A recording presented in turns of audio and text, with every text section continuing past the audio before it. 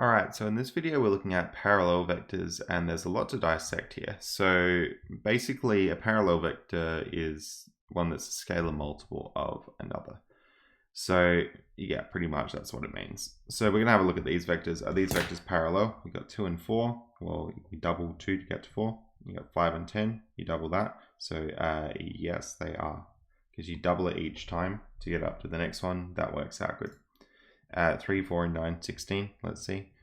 You triple that one, but to get from 4 to 16, you quadruple it. The answer is no.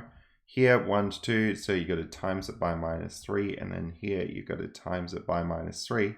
It looks like these two vectors are parallel. That's good. Yes. Next one we got.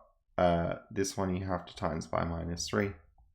But this one you have to times by 3 to get from 2 to 6. The answer is no.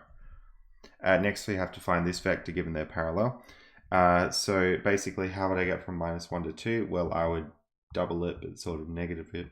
So here I'd have to times by -2 again. S is -4. Then we've got these. So we want to find a unit vector in the direction of A. So A, if I write it in component form, is 3 minus 1. And a unit vector, the process is we've got to find the modulus first. So that's 3 squared plus -1 squared, which gives me √10.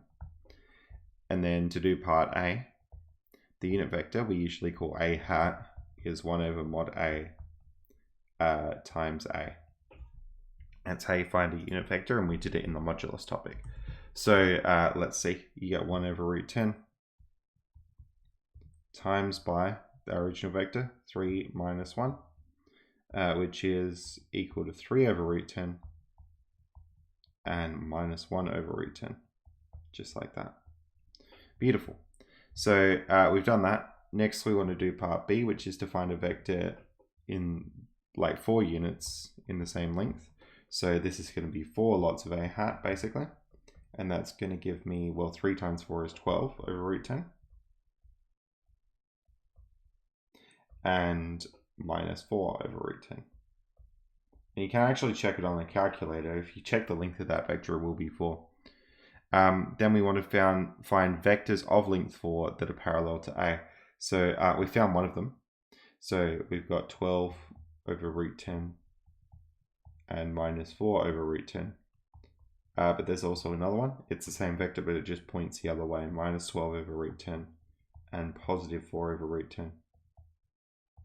So if you want to draw a picture like A could be this vector here, then A hat is going to be the other vector there.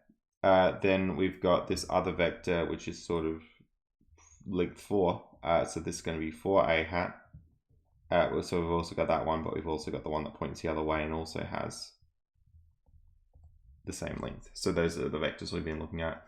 The black one was in part A, this one was in part, sorry, these ones were in part C, and then the red one was in part B. Sorry, the red one was in part A, because that was, yeah, and then the original one was in part B, and then the bottom one was in part C. Okay, so let's keep going. The last one we're going to do here is find a point P which divides A and B in the ratio 2 to 5. So pretty much what we'd want to do is we'd want to like have A and B as our vectors that we're plotting. Let's see. So A and then B. And then we want to find this point P, which is sort of sitting in the middle. Not the middle, but what it needs to do is if that's 2, then that's 5. That's sort of the ratio that we're looking for. So it's not the midpoint. Now, if it was in the ratio 1 to 1, we just use the midpoint formula to do this. But we're going to be a bit more advanced and find sort of the general version of the midpoint formula, which splits it into any ratio. The vector we'd be looking for is essentially OP, because that would give us the coordinates of P. And then it's going to be OA. So we go from O out to A, but then we take 2/7 of the way from A to B.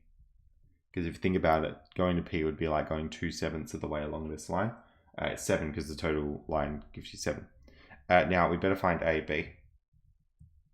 I said in the last video you can just subtract, but I like to think, how do I get from -3 to 5? Well, I go up by 8. And how do I get from 2 to -1? Well, I go down by 3. That's the vector AB. The vector OA is just the coordinates of A.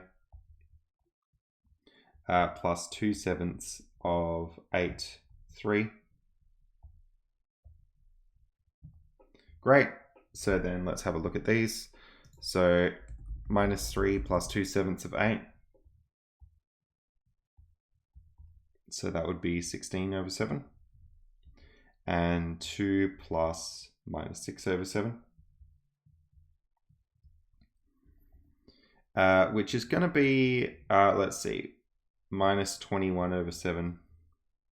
Because 3 is 21/7. Plus 16/7. And 14/7 take 6/7. Now they've got the same denominator. We can just add or take the fractions. So you're going to get -5/7. And 14 takes 6 is 8/7.